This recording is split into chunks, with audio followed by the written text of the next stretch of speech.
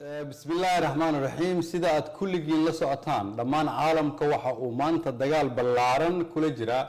عابق كورونا يعذر ككدشا اللي يغان كوفيد سجالي طبعا حالة دتك وكل عالم كوحدة أنت عن إذا الله لا يكرد يوحي يكرد فين سديد بقولي سديد تاني أفركم أوقف أسبوعي قدام بي وحالة بجبار ميت هذا دتك عذر كان قوا وأنا يسي كرديسا مالين والبا وحاول ننتهي إنك بدن أفرتني أفر كن أوقف وحال إلدرن ولا جيفا صدن يسدح كن أوقف ولبا جرابوه إن بدن أو كم إذا بكان كاس يدتك كل نتيبا وحاي كسو جيران دلالك عالم كوجهر مرسن دقال أهان أقوان أهان تكنولوجيا أهان يأديجيد بالشدة وعافماتكو وجهر رأيو in badan oo dalalkaasi ah waa yareysteen xajmiga cudurka iyo degdegsiyaha uu ku fidi karo dalalkaasi waxay ku yaalaan qaarado kala duwan waxay leeyihiin cimilo kala duwan waxay haystaan caqiido ama diimo kala duwan waxay leeyihiin dhaqamo kala duwan sidaas oo tahay viruska corona iyo cudurka ka dhashay ee covid19 ma kala soocin dadyogaas dalalkaas iyo qaaradahaas waxaa isku si u dilay dad hodan ah iyo kuwa dirqi ku hela qutulyoomkooda waxaa isku si ugu dhacay dad caan ah iyo kuwa la yaqaan iyo kuwa aan la garanaynin waxaa isku si ugu dhacay una dilay dad waayeel ah iyo kuwa 20 jir ah waxaa isku si ugu dhacay kuwa hore u qabay xanuuno kale iyo kuwa caafimaad buuxa qabay oo waliba dhalinyaro ahaa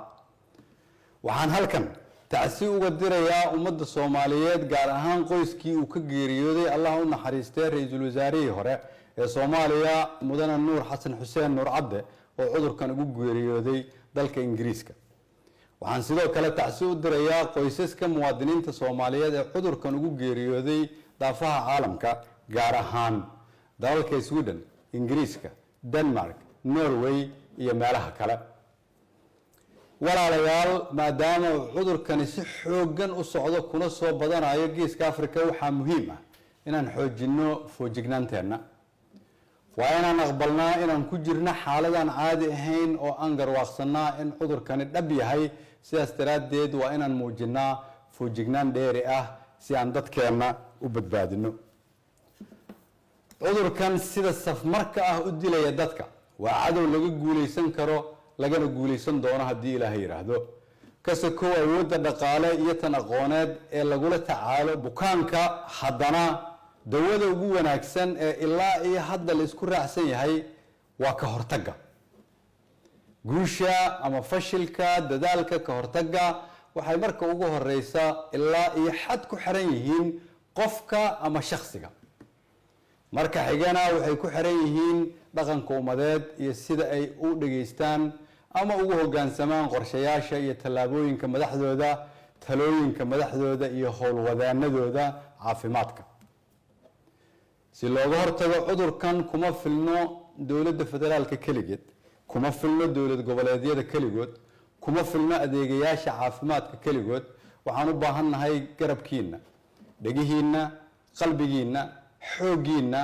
iyo waatan ugu muhiimsan dareenkiina oo buuxa sidaan hore u sheegay waxa ilaa amar dambe xirnaan doona duulimaadyada dibadda iyo gudaha si looga hortago cudurkan waxa ilaa amar dambe si xirnaan doona iskuulada dugsiyada quraanka iyo jaamacadaha waxa kale oo lagama maarmaan ah in la joojiyo dhammaan xafladaha iyo isku imaatinka sababtoo ah cudurkan waxa lagu kala qaadaa isu dhawaashaha iyo istaabashada waxaa muhiim ah in qofkii awooda uu gurigiisa joogo lagu cibaadeysto guryaha qof walibana u duceeyo dalkiisa iyo dadkiisa walaalayaal aan si wada jir ah uga shaqeyno badbaadinta ummadeena iyo jabinta cudurkan safmarka ah awoodda dawladnimo oo dhan ayaan u isticmaali doonaa si aan ummadeena uga badbaadino saameynta cudurkan waa inaan sameynaa diyaar garowga ugu badan iyo ka hortagga ugu mudan isgaarsiinta dalka waxaan ka codsanayaa inay waqtiga ugu badan siiyaan wacyigelinta si looga hortago cudurkan ganacsatada Soomaaliyeed waxaan ugu baaqayaa inaan la kordhin sicirka raashinka daruuriga ah sidoo kale wasaaradda maaliyadda waxaan farayaa in ganacsatada laga khafiifiyo canshuuraha cuntada daruuriga ah iyo daawooyinka inta dhibkani socdo. dowladda federaalku waxay ka shaqayn doontaa inay hirgeliso qorshe lagu kabayo dhaqaalaha dalka. waxaa kale oo aan wada hadallo kula jirnaa ganacsatada iyo deeq-bixiyayaasha caalamka sida xal loogu heli lahaa saameynta dhaqaale ee dalka ku imaan kara. waxaan u mahad celinayaa hay-adaha dowladda iyo inta nagala qayb qaadanaysa ee ku howlan ka hortagga iyo daaweynta cudurkan. walaalayaal, dhakhaatiirta adduunka iyo kuwa dalkeennuba waxay noo sheegayaan in cudurkani halis yahay, dilaa yahay, ayna waajib tahay inaan kulligeen nafteenna iyo nafta walaalaheenba ka badbaadino. fadlan aanu fahamno sida uu khatarta u yahay cudurkani, qaadanana talooyinka hay-adaha caafimaadka. adigoo mahadsan kulligiin, fadlan ilaaliya dalkiina iyo dadkiina oo ka bilaaba naftiina. waa mahadsantihiin.